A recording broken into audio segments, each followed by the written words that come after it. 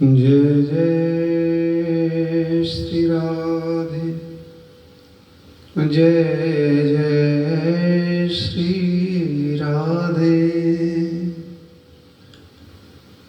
राधा करावचित पल्लव वल्लरी के, राधा पदांक विलसन मधुर स्थली के।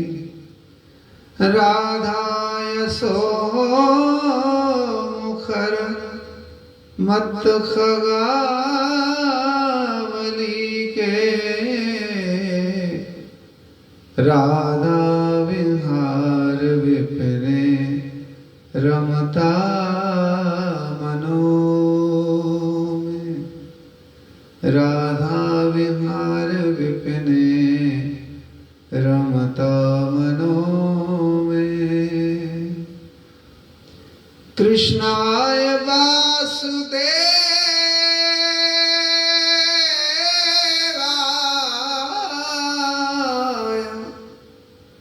नंदन देवकी नंदनाय च नंद गोप कुमाराय गोविंदाय नमो नमः। गोविंदाय नमो नमः।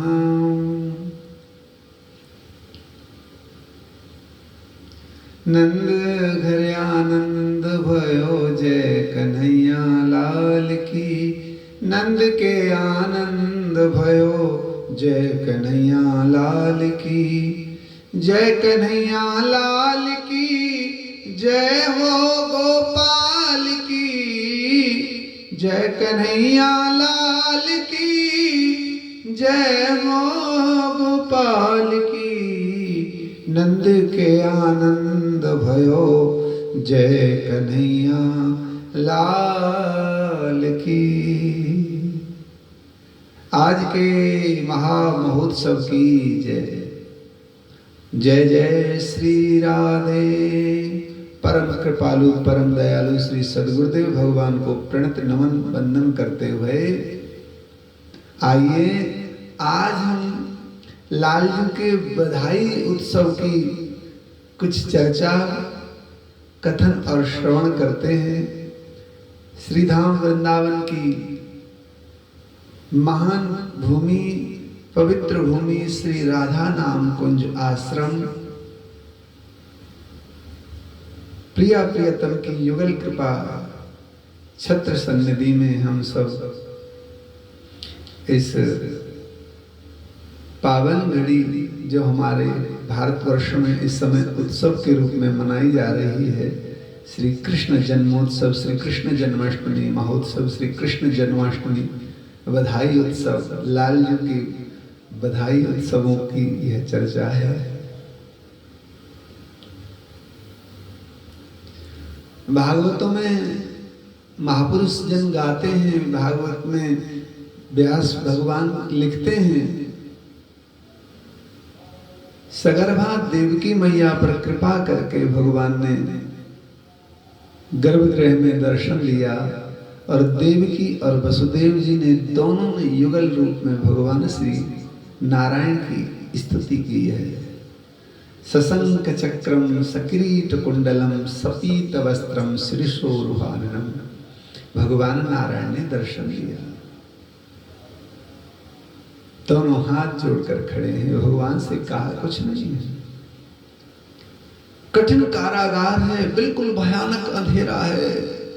कंस को जैसे जैसे भय तीव्र होता जा रहा है, हृदय में वेदना तीव्र होती जा रही है, वैसे ही भयभीत होकर के देवकी और वसुदेव को अति कठोर कष्ट दे रहा है। और उसने किया क्या? एक अंधेरे से भी भयानक अंधेरे में कुएं में डाला और ऐसा कठिन कारागार, न वहां पानी है न वहां हवा है, प्रकाश का तो कोई दूर दूर तक मतलब नहीं। और उस अंधकार में इनके पास है तो केवल एक वस्तु, और उस वस्तु का नाम है मेरे प्रभु में श्रद्धा, मेरे प्रभु में निष्ठा, मेरे प्रभु की कृपा पर भरोसा, मेरे प्रभु की कृपा पर विश्वास। निष्ठा हो, श्रद्धा हो, भरोसा हो, विश्वास हो, लगन हो, संबंध हो, इच्छा हो, भावना हो, सद्वृत्ति हो। ठाकुर क्यों न रीझेंगे? आखिर तो मेरे नारायण प्रकट होकर के कहते हैं। इतना दिव्य प्रकाश देखकर देवकी और वसुदेव का हृदय उत्कंठित हो गया। विचार करते हैं, इस कठिन कारागार में ऐसा दिव्य प्रकाश अगर हमें देखने को मिल रहा है तो ठाकुर का भी दर्शन होगा। कह ही रहे थे कि तब तक नारायण प्रकट हो गए। हे वसुदेव जी, हे देवकी, मैं तुम्हारी इस कठिन तपस्या से प्रसन्न हुआ हूं। इसलिए जो भगवान, जो जगत का रचेता, पालन करता और संहार करता, जो जगत की सृष्टि का कारण, जिस अगर्भा है वो आज सगर्भा होगा। जो कभी किसी गर्भ में नहीं जाता है वो आज आपके अधीन होकर आपके गर्भ के माध्यम से जगत कल्याण के लिए प्रकट होने वाला है। प्रभु मैं क्या कहूं, आप बताइए मेरे लिए क्या आज्ञा है। भगवान कहते हैं भावना करो। इस प्रेम जगत में, इस भाव जगत में भावना का बहुत बड़ा महत्व है बंधु। नित्य प्रति ठाकुर के प्रति भावना करनी चाहिए। यदि आप परिक्रमा नहीं जाते कोई बात नहीं, यदि आप मंदिर नहीं जाते कोई बात नहीं, यदि आप दान पुण्य यज्ञ सत्संग कथा कीर्तन नहीं करते तब भी कोई बात नहीं। अरे आप घर के एक किसी कोने में बैठकर थोड़ी देर प्रभु के लिए भावना तो कर सकते हैं। हे कृष्ण, हे केशव, मैं आपका हूँ। हे मेरे नाथ, हे मेरे प्रभु, मैं आपका हूँ। मुझे इस जगत जग जंजाल से छुड़ाओ। मुझे इन दुनिया की विपदाओं से दूर करो प्रभु। दुनिया के झंझावात, इन भयातीतों को दूर करो मेरे प्रभु। जिन वस्तुओं से भय लगना चाहिए वह वस्तुएं मुझे प्रिय लग रही हैं। जिन बाधाओं से मैं दूर भागना चाहता हूँ वह सब बाधाएं मेरे सन्निकट आ रही हैं और मुझे प्रिय लगने लग रही हैं मेरे प्रभु। इन संसार की नाशवान भौतिक वस्तुएं जो मुझे प्रिय लग रही हैं उनको मुझसे दूर करो मेरे प्रभु। भगवान स्वतः फिर कहेंगे क्या चाहिए? हे प्रभु, अब आपके सिवा कुछ नहीं चाहिए। आपके सिवा कुछ नहीं चाहिए। अगर आपके सिवा कुछ चाहिए तो केवल और केवल आपके चरण शरण, केवल आपकी प्रेम सन्निधि चाहिए। कृपा करो। तब भगवान प्रसन्न होकर कहेंगे ठीक है, अब मैं प्रसन्न भया, अब मैं आपके पास आता हूँ। भावना करो कि कृष्ण मेरी गोद में आ रहे हैं। भावना करो कि पुत्र रूप में कृष्ण आ रहे हैं। देखते देखते दिव्य प्रकाश, देवताओं की स्तुति होने लगी, पुष्प वृष्टि होने लगी और देवकी और वसुदेव तो भाव विभोर हो गए, प्रेम विभोर हो गए। और हो भी क्यों ना, ब्रह्मांड के रचेता पुत्र बनकर गोद में आ रहे हैं। जैसे देवकी मैया ने हाथ आगे किए, छोटा सा लाला, सुंदर स्वरूप वाला, सुकोमल चरणों वाला, सुकोमल सुकृति वाला, ऐसा अद्भुत श्याम वर्ण का बालक गोद में आ गया है। देखते देखते नेत्रों से सजल बरसने लग गया, अश्रुधाराओं से अभिषेक हो गया मेरे प्रभु का। कभी देव की गोद में लेती है, कभी वसुदेव गोद में लेते हैं, कभी देव की गोद में लेती है, कभी वसुदेव गोद में लेते हैं। तब भगवान ने कहा, हे पिताश्री, हे माँ, अब मैं आपका पुत्र हूँ। आप दोनों मुझे यूं ही खिलाते रहेंगे, ऐसे ही लाड़ करते रहेंगे, यूं ही दुलराते रहेंगे तो कंस के जितने पहरेदार हैं वो बड़ी मुश्किल से सोए हैं, उनको जब तक योग निद्रा है तब तक मुझे गोकुल में पहुंचाओ और आप निर्भय हो जाओ। प्रभु हम जाएंगे कैसे? इन पहरेदारों को देखो तो सही, कैसे बलिष्ठ हैं, बलवान हैं, जो 24 घंटे हमारे ऊपर दृष्टि करे रहते हैं। भगवान ने कहा अब कृष्ण आ गए हैं, अब कोई बंधन, कोई क्रंदन, कोई स्पंदन नहीं रहेगा। अब कृष्ण आ गए हैं, एकदम मुक्ति हो जाएगी, एकदम बंधन कट जाएंगे, बादल छट जाएंगे। आप आगे कदम बढ़ाओ, सब फाटक अपने आप खुल जाएंगे। ओहो, कहना ही था।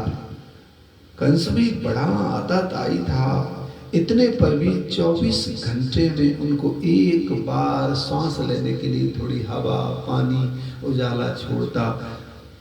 गुरुजनों से सुना है कंस देवकी को यूं ही खाना नहीं देता, उसे काम कराता रहता, तो उसको नाच फटकने के लिए सूप दिया था। वसुदेव जी ने अपना दुपट्टा पीतांबर उसमें बिछाया, लाला को उस सूप में धरा और अपने सर पर धारण करके जैसे कदम कदम आगे बढ़ने लगे, अपने आप फाटक फूटने लगे, ताले टूटने लगे, पहरेदार एकदम चेत अवस्था में हैं, आगे आगे कदम रखते हैं। देवकी का हृदय फटता है, दीर्ण होता है, आंसुओं की बौछार निकलती है। कहते हैं जैसे चैतन्य महाप्रभु के नेत्रों से बौछार बरसती थी, देवकी माँ के कलेजे से क्या चित्कार निकलती है। लेकिन मजबूरी तो देखो, बेटा जा रहा है इतने कष्टों के बाद, इतने गर्वों के नष्ट होने के बाद, अब बेटा जब जा रहा है तो रो भी नहीं सकती खुलकर, आंखों से बस अश्रुधारा प्रवाहित हो रही है। हे पुत्र जुग जुग जियो, हे पुत्र जुग जुग जियो। कंस को पता चलेगा कि हमारा पुत्र हमने कहीं पहुंचा दिया है, वो जान तो जाएगा लेकिन वो हमको छोड़ेगा नहीं, जाने क्या सजा देगा। लेकिन मेरे पुत्र आप जुग जुग जियो, जीवित रहो, स्वस्थ रहो। आशीर्वादों के साथ में वसुदेव जी को विदा किया। वसुदेव जी कारागृह से निकल करके जैसे ही यमुना जी में आए, ओहो, कभी आप आएंगे तो आप देखेंगे पूरे समस्त ब्रज मंडल में जहां से ब्रज की सीमा प्रारंभ होती है, यमुना रसरानी का पदार्पण इस ब्रज भूमि में होता है। जगत के मंगल के लिए अपने सुंदर प्रवाह से, सुंदर वेग से, सुंदर कलकल निनादनी यमुना रसरानी प्रेम से प्रवाहित होती हैं। कहीं पर थोड़ा गहरा जल है, कहीं पर थोड़ा कम जल है, कहीं पर विस्तार है, कहीं पर बहुत सक्रिय है, कहीं छोटी है, कहीं तीव्र धारा है, कहीं मंद्र धारा है। कलकल निनादनी खूब इसमें मत्स्य के जो बच्चे हैं, मछलियां हैं, खिलोल करती हैं, कछुआ खिलोल करते हैं और खूब पुष्प खिले हुए हैं यमुना के किनारे, क्या कहना। लेकिन जैसे ही यमुना रसरानी मथुरा के कारागृह के सामने से बहती हैं, ओहो, ऐसा विकराल, ऐसा विशाल स्वरूप धारण कर लेती हैं, हाथियों के भी पता न चले उस जगह पांव रखने पर। इतना विशाल है, इतना गहरा है वहां पर यमुना जल का स्तर। वसुदेव जी के तो हृदय में एक बार भय हुआ। भगवान मंद मंद मुस्कुरा करके अंतःकरण को आदेश करते हैं, हे वसुदेव जी, हे मेरे शरीर के पिताश्री, अब आपकी गोद में कृष्ण है और कृष्ण जब आ गया तो अब भयभीत होने की जरूरत नहीं है। भगवान श्री कृष्ण पल पल पर उपदेश करते हैं, भाई यही उपदेश कर रहे हैं ठाकुर। याद रखिएगा वैष्णव जनों, याद रखिएगा मेरे बंधुओं, जब कृष्ण आपके पास आ गए, आपको कैसे पता चलेगा कृष्ण आ गए? आप कैसे समझोगे कृष्ण आ गए? अरे वह कृष्ण जो आपके अलमारी में रखे हैं, आपके आले में रखे हैं, जो आपके घर के बड़े से कमरे के छोटे से मंदिर में जो ठाकुर विराजमान है, लड्डू गोपाल विराजमान है, जो श्री जी विराजमान है, वो नकली नहीं है, वो झूठे नहीं है, वो पीतल तांबे और सोने चांदी के नहीं है, वो ठाकुर हैं। हमको देख रहे हैं, निहार रहे हैं, वो हमें देख रहे हैं। अरे वही ठाकुर की भावना करो। अब मेरे श्याम सुंदर मेरे पास आ गए हैं, तो मेरे जितने भी दुष्कृत्यों के दुष्परिणाम स्वरूप जो मुझे भयभीत करने वाले मेरे अपराध हैं, वो सने सने धीरे धीरे सब विनष्ट हो जाएंगे, ऐसा मुझे विश्वास है। प्रभु के आने पर अपने आप समूल नष्ट हो जाते हैं जितने भी कलमश होते हैं, जितने भी दोष होते हैं, जितनी भी विघ्न बाधाएं होती हैं, सब समूल नष्ट हो जाती हैं। भावना यही होनी चाहिए। वसुदेव जी ने यही भावना की है, मेरे प्रभु जगत नियंता, जगत भरता, जगत करता, जगत पालन करता, जगत सृष्टि करता, जगत पालन पोषण करने वाले, हे प्रभु आप मेरी गोद में हो तो मुझे किस बात का भय। जैसे सीढ़ियों पर पांव रखा जल नीचे चला गया, और सीढ़ियों पर पांव रखा जल नीचे चला गया, और सीढ़ियों पर पांव रखा थोड़ा जल और नीचे चला गया। वसुदेव जी को विश्वास हो गया, मेरे पांव रखते ही जल नीचे जा रहा है, तो इसका मतलब है कृष्ण की कृपा हो गई, मेरे प्रभु की कृपा हो गई। नारायण मुझ पर रिजवान है, रीझ गए हैं। धीरे धीरे धीरे यमुना रसरानी में प्रवेश कर गए, और बस मन में यही भाव है, हे कृष्ण, हे कृष्ण, हे मेरे प्रभु, हे नारायण, हे नारायण, बचाओ यमुना रसरानी, कृपा करो यमुना रसरानी, कृपा करो यमुने, कृपा करो यमुना माँ। वसुदेव जी महाराज धीरे धीरे प्रवेश कर गए, यमुना जी कंठ कंठ तक आ गई हैं। ओहो, कदाचित फिर भी भय है, हो भी क्यों ना, इस वात्सल्य में थोड़ा सा भय रहता है, वात्सल्य में थोड़ा सा रहता है, अपने लिए नहीं, कहीं मेरे पुत्र को हानि न हो जाए, इसलिए हाथों को ऊपर उठा लिया। यमुना रसरानी तो चाहती है अपने प्रभु के चरण प्रक्षालन करना, अपने प्रभु को चरण धुलाना। क्या कहना, यमुना रसरानी वेग से बह रही हैं, वसुदेव जी देख रहे हैं यमुना रसरानी वेग से बह रही हैं, लेकिन आज यमुना की बड़ी विशेषता है, आज यमुना का दर्शन अद्भुत है, एकदम श्याम वर्ण की है, और श्याम वर्ण की ना भी हो, काली अंधियारी रात है, बिजली चमक रही है, गड़गड़ गड़ करके मेघ आवाज कर रहे हैं, बड़ी जोर जोर से बादल बरस रहे हैं, बिजली कड़क रही है।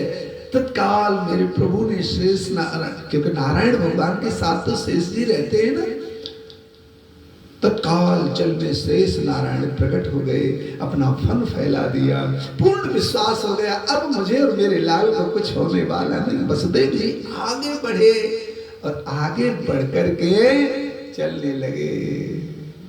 ओहो,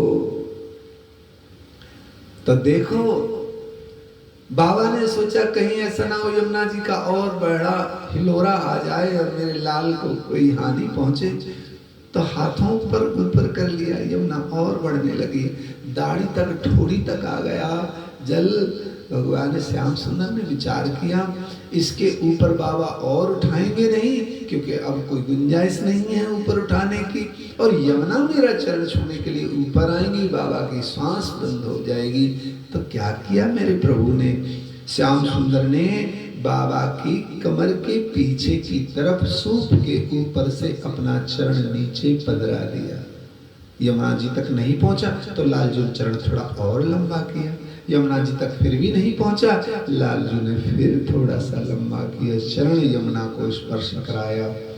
जब चरण यमुना को स्पर्श कराया तब देखिए यमुना जी ने क्या किया, यमुना जी ने लालजू के चरणों का अभिषेक किया है, कमल पुष्पों को अर्पित किया है। आप देखेंगे कभी यमुना रसरानी के हाथ में कमल पुष्पों की माला है। कब की माला है? तो वही माला तो है जो प्रथम मिलन हुआ था, प्रथम दर्शन हुआ था, प्रथम बार चरण स्पर्श का अवसर सौभाग्य सुलभ हुआ, उसी समय कमल पुष्पों की माला समर्पित की प्रभु के लिए। भगवान की स्तुति वंदना प्रार्थना करके, हे मेरे प्रभु, अब मुझे अपने श्री चरणों से दूर मत करना, मुझे अंगीकार करो, मुझे स्वीकार करो। भगवान ने सहमति दी, ठीक है, मेरा आशीर्वाद रहेगा। हे कालिंदी, हे यमुना, मैं तुम्हारे निकट रहूंगा, तुमको सुख पहुंचाऊंगा, क्योंकि तुमसे मुझे सुख मिलने वाला है। यमुना नीचे उतर गई। वसुदेव जी पहुंचे हैं नंद भवन में। नंद महल में भी नजारा अद्भुत है। कोई आएगा, कोई आएगा, भाभी पे कछु होएगो, भाभी पे कछु हैवे बारो है, भाभी पे अभी कछु नहीं भयो। यह कहते कहते नंदा सुनंदा नंद बाबा की दोनों बहन 12 बजने में अगर 10 मिनट 5 मिनट भी रहते होंगे तब तक खूब इंतजार करती रही, देखती रही। लेकिन निद्रा भवानी, निद्रा को भी माँ कहा गया, निद्रा भी भवानी है, निद्रा भी श्री जी का स्वरूप है।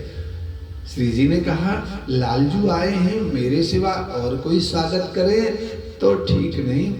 तो आज तो निद्रा देवी ने लालजू के स्वागत के लिए 100 ब्रजवासियों को सुला दिया नींद में। और नंदा सुनंदा जो अब तक पहरेदार की तरह जाकर पहरा दे रही थी, अब वो भी अचेत अवस्था में चली गई।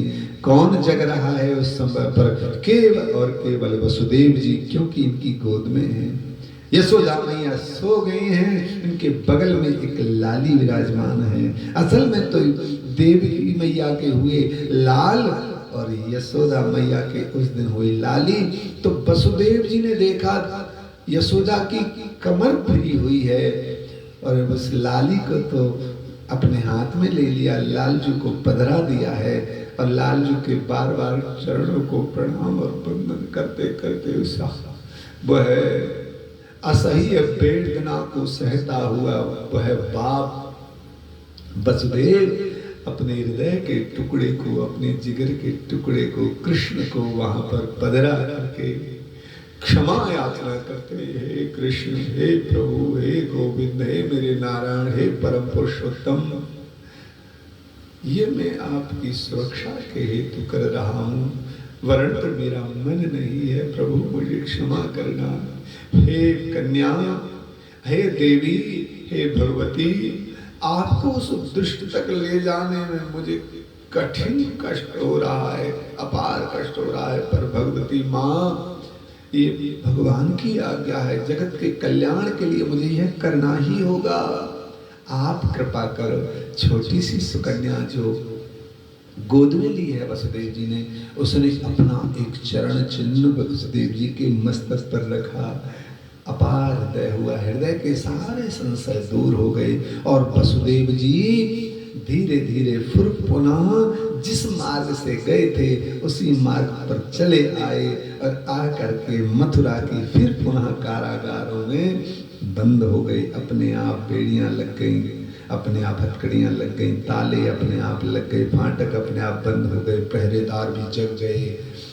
और जब भीतर से किसी बालक के रोने की आवाज आई तो जितने भी पहरेदार थे, सावधान सावधान सावधान, हमारे महाराज का काल जन्म ले चुका है। तब तक तो एक प्रधानमंत्री जो था चांडूर वह भागा, महाराज महाराज महाराज बधाई हो। अरे किस बात की बधाई, मैं यहाँ भयभीत हूँ, प्रभु आपके शत्रु ने जन्म ले लिया है। तुम्हें कैसे पता? महाराज कारागृह से किसी छोटे से बालक के रुदन करने की तीव्र आवाज कानों तक गुंजायमान हो रही है। प्रभु पधारो।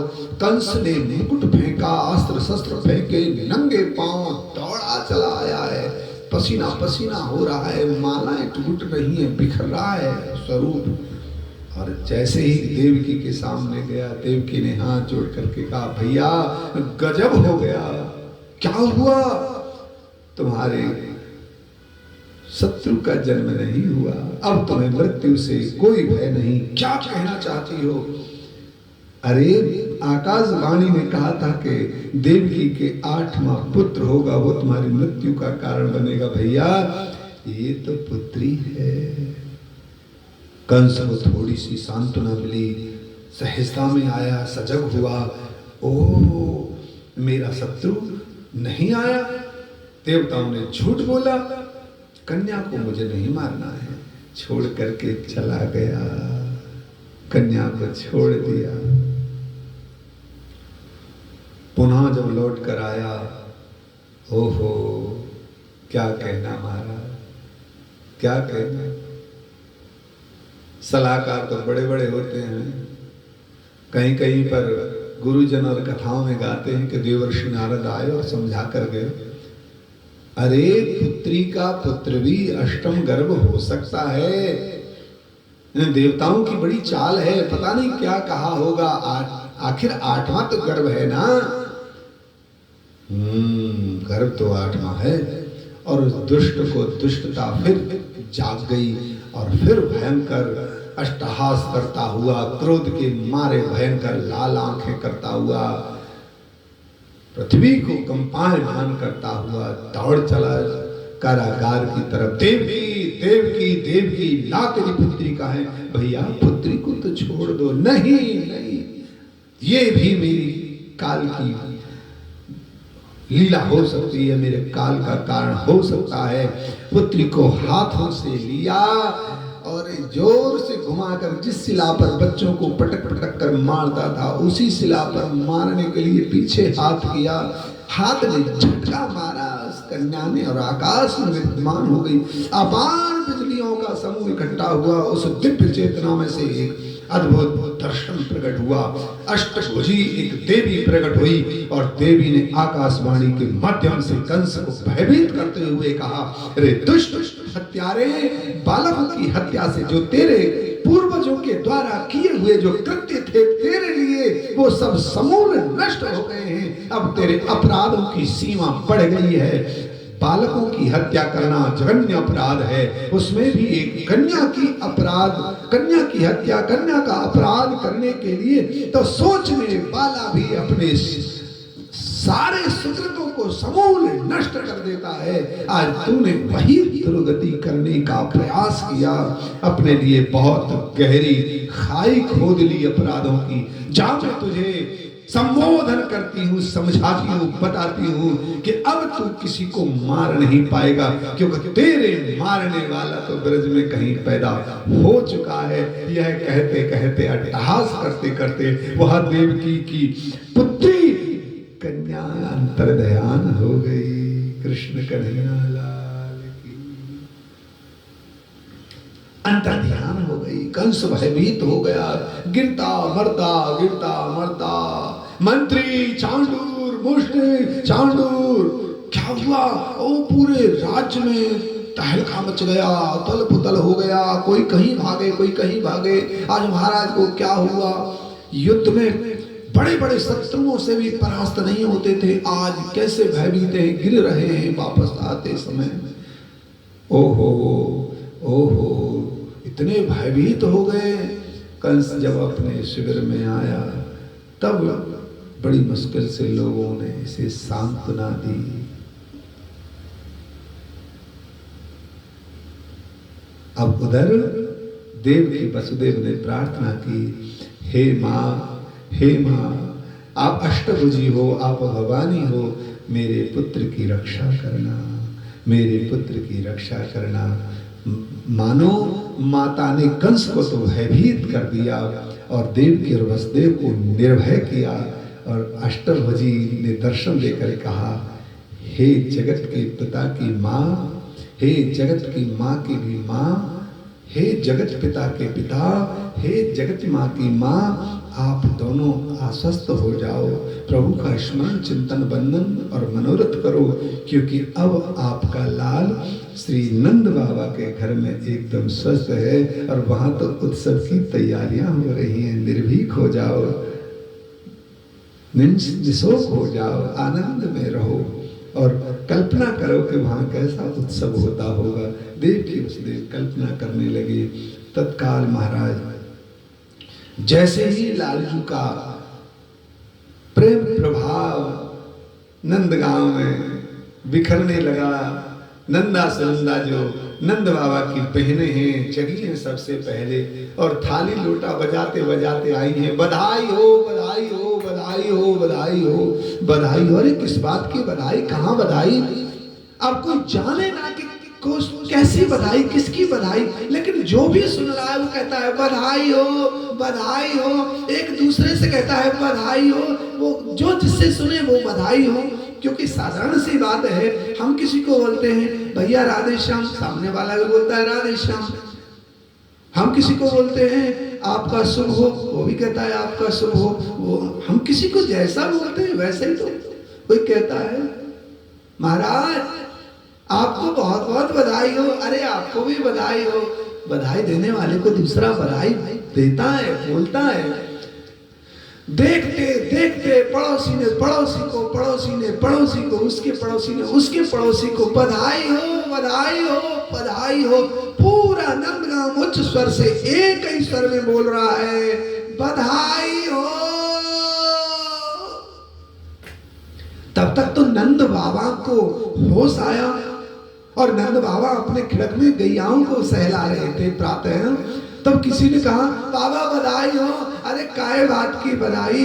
तब तक देखा तो श्रृंगार करे हुए ही और हाथ में लोटा जल, जल में मीठा है और मीठे जल को अपने भाई को लाकर पिलाते, भैया थोड़ा जल पान करो। किस बात का?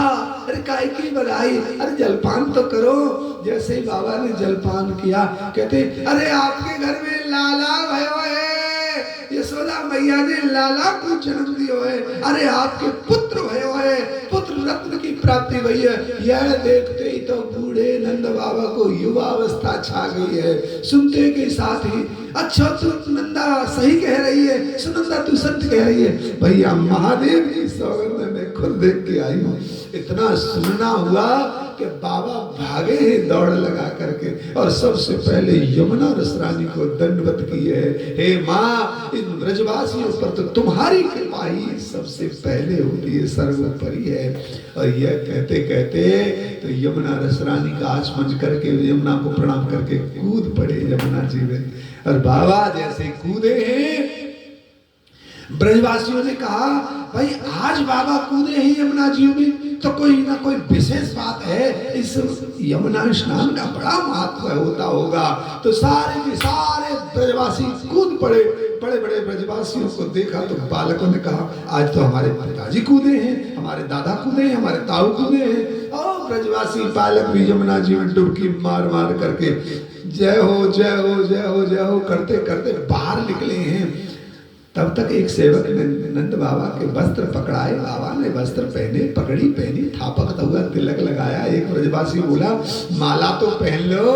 माला पहना ही है और जय जयकार करते ब्रजवासियों के साथ नंद बाबा यमुना रसरानी का स्नान करने के बाद भवन की तरफ चले हैं। तब तक तो आनंद की क्या कहते सराबोर हो गया पूरा ब्रज धाम, पूरा नंदगांव, पूरा पूरा वातावरण बदल गया। यशोदा मैया मन ही मन में मुस्कुरा रही है, देख देख कर लाल को सिहा रही है। और ब्रज की प्रत्येक नारी यही गा रही है नंद के आनंद भयो जय कन्हैया लाल की, नंद के आनंद भयो जय कन्हैया लाल, जय कन्हैया लाल की जय हो गोपाल की, जय कन्हैया लाल की जय हो गोपाल की। नंद के आनंद भयो जय कन्हैया लाल की, जय कन्हैया लाल की जय हो गोपाल की। नंद के आनंद भयो जय कन्हैया लाल की, नंद के आनंद भयो जय कन्हैया लाल की, जय कन्हैया लाल की जय हो गोपाल की, जय कन्हैया लाल की जय हो गोपाल, जय कन्हैया लाल की जय हो गोपाल की। ओहो, आज भी बालक होने पर हमारे यहाँ पर गुड़ बटता है। ओहो, माखन मिश्री खूब बट रहा है, खूब बट रहा है, खूब बट रहा है। बंदी जन गुणगान गा रहे हैं, गाने वाले गा रहे हैं, बजाने वाले बजा रहे हैं, नाचने वाले नाच रहे हैं। उत्सव में ऐसा आनंद हो गया, ऐसी घनघोर हो गई, कोई किसी को कहता नहीं है कि तुझको ये बजाना है, कोई कहता नहीं तेरे को नाचना है, कोई किसी को कहता नहीं तुझे गाना है, कोई किसी को कहता नहीं कि तुझे कुछ देना है, कोई किसी को कहता नहीं कि तुझे कुछ लुटाना है। जिसको मौका मिल रहा है वो मौके को चूकता नहीं है। और उत्सव में संपूर्ण तरीके से तन मन धन बुद्धि विचार स्मृति हृदय के भावों सहित सब के सब सराबोर हो गए और हाथ उठा करके बस एक ही बात कहते हैं, नंद के लाला भयो है, सबको बहुत बहुत बधाई हो। लक्ष्मी मैया भी कहां पीछे रहती, सरस्वती मैया भी कहां पीछे रहती, पार्वती दुर्गा मैया भी कहां पीछे रहती। वेश बदल करके अष्ट सिद्धियां आ गई हैं, रिद्धि सिद्धि आ गई, नौ निधियां आ गई हैं, देवता आ गए, देवर्षि नारद आ गए, ब्रह्मा तक वेश बदल करके इस उत्सव में शामिल हुए हैं। शंकर भगवान भी कैलाश को छोड़कर आए हैं, मार्ग में अयोध्या पड़ा है। राम जी बोले हम भी चलेंगे, वहां उनके सेवक हनुमान जी हैं, कहते हैं हम भी चलेंगे। चलो भैया, ब्रज में जय जयकार हो रही है। लाला जायो है नंद घर, लाला जायो है, हो ब्रज में है रही जय जयकार, नंद घर लाला जायो है। ब्रज में है रही जय जयकार, नंद घर लाला जायो है। नंद के लाला की जय, नंद के लाला की जय, यशोदा के छोरा की जय, यशोदा के छोरा की जय। जय हो करते हुए ब्रजवासियों ने खूब लुटाया है, ब्रजवासियों ने खूब पाया है। बाबा के पास 9 लाख गाय हैं, 9 लाख गायों का नित्य नवीन जो नवनीत होता है, मक्खन होता है, दूध दही के बाबा ने भंडार खोल दिए हैं। क्या कहने महाराज, ऐसा दान किया है, कल्पना में भी हम नहीं सोच सकते। रत्नों के भंडार खोल दिए हैं, जिसको मिलता है वो रखता नहीं है। उसके पास कोई खड़ा होता है, उसको कहता है भैया बधाई हो ये तुम्हें दिया, बधाई हो ये तुम्हें दिया। सर्वस दान किए सब काऊ, जही पावा राखा नहीं काऊ। खूब आनंद हुआ है, खूब आनंद हुआ है। नंद के घर आनंद भयो, जय कन्हैया लाल की। खूब गोपियां जन जितनी भी आज तक इंतजार कर रही थी यशोदा मैया के घर जाने का, आज वो बिना बुलाए बिना बोले बिना निमंत्रण के यशोदा महारानी के महलों में पहुंच गई हैं। खूब धूम मची है। ब्रजवासियों के ये सटगज लहंगा, सुंदर सी चोली, सुंदर सा पीतांबर दुपट्टा, लंबे केसों में सुंदर सा गजरा पहन करके सब सखियां मोटी मोटी पाजेब, कमर की कौंदनी भी बजने वाली धारण की है, कंगन भी बजने वाले धारण किए, बिछुआ भी बजने वाले धारण किए हैं, पाजेब तो बजने वाली है ही हैं। और गाते गाते मनोहर मनोहर गीतों को नंद रानी के भवन में पहुंच करके ऐसी शोभा बढ़ा दी, देवांगना भी देवता भी अपने स्वर्ग की शोभा को देख करके लज्जित हो रहे हैं। हे भगवान, ये कैसा नजारा है, स्वर्ग में भी ऐसी शोभा ऐसी उपमा नहीं होती उत्सवों की जैसी आज ब्रजमंडल में है।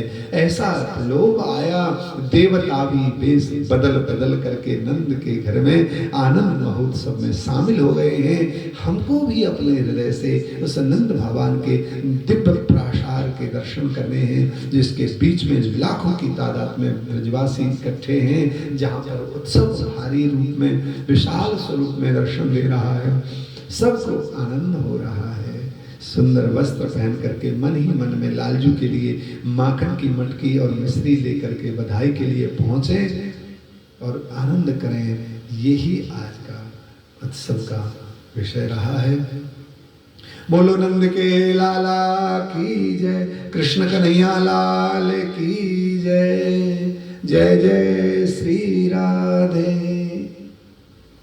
ये तो हो गई भागवत जी के नंदोत्सव की छोटी सी व्याख्या। क्योंकि हमने मार की है तो हमारा आधार है हमारे अष्ट सहचरियों की सेवा। तो अष्ट सहचरियों में श्री रंग देवी, सुदेवी, श्री ललिता, श्री विशाखा, श्री चंपकलता, श्री चित्रा, श्री तुंग विद्या, श्री इंदुलेखा, श्री रंग देवी, श्री सुदेवी सहित ये 8 सखियां हैं। 8 सहचरियां श्री जी का मंगल उत्सव करती हैं, लालजू का मंगल उत्सव करती हैं।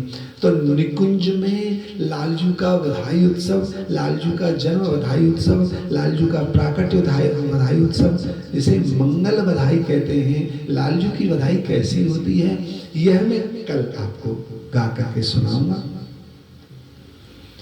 वागमती यसुमत अति भई प्रफुल्लित लखलाल, गोकुल मंगल आज सखी, बजत बाढ़ो विसद विशाल।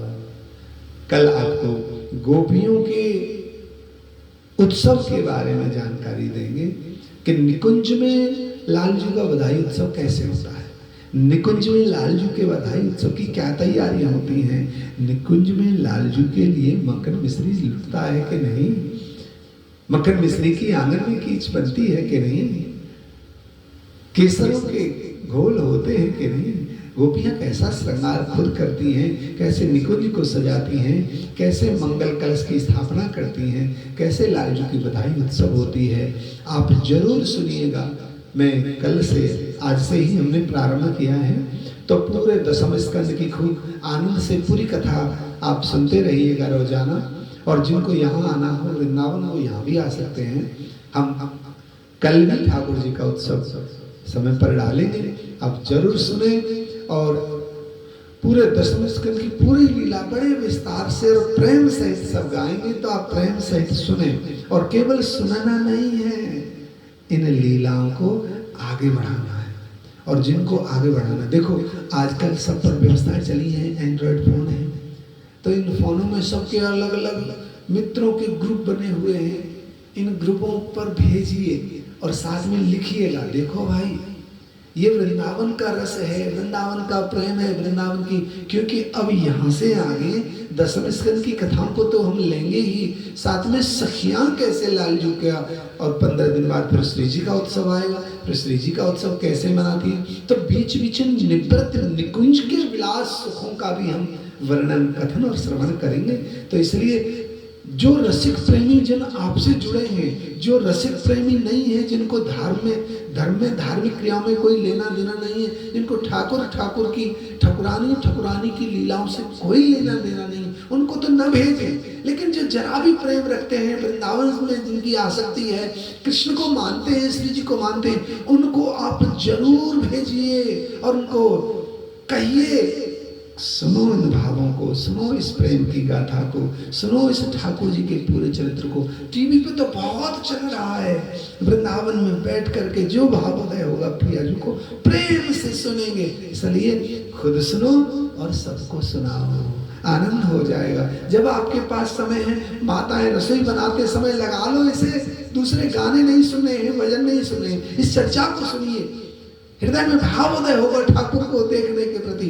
इसलिए ठाकुर के प्रति हमारे हृदय का भाव हो, हमारी भावना प्रबल हो, उत्कृष्ट हो, वही चरित्र सुनने चाहिए।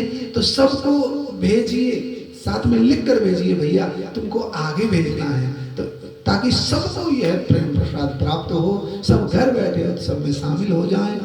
ऐसे ही अनंतानंद शुभकामनाओं के साथ में, मंगल बधाइयों के साथ में आज का यह कथन श्रवण यहाँ पर विश्राम लेता है। प्रेम से बोलिए श्री लाडली लाल की जय, नंद के लाला की जय, जय जय श्री राधे।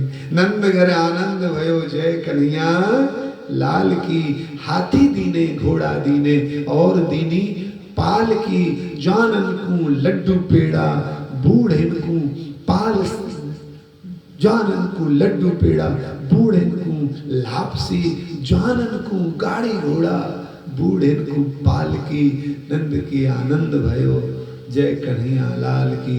विप्रन को दान दियो गैया दीनी, गैया ब्याई हाल की। विप्रन को गाय दीनी, दान दीनी हाल की। जो हाल में ब्याई है, विप्रन को दान दियो गैया ब्याई हाल की। नंद के आनंद भयो, जय कन्हैया लाल की। नंद के आनंद भयो, जय कन्हैया लाल की। कृष्णाय वासुदेवाय देवकी नंदनाय च नंद गोप कुमाराय श्री गोविंदाय नमो नमः। श्री गोविंदाय नमो नमः। हरिशरणम गुरुशरणम, हरिशरणम गुरु शरणम वृंदावन शरणम। श्री राधे। कल जरूर सुनना, क्योंकि कल निवृत्त निकुंज में कैसे बधाई होती है वो हम सब गाएंगे। जय श्री राधे।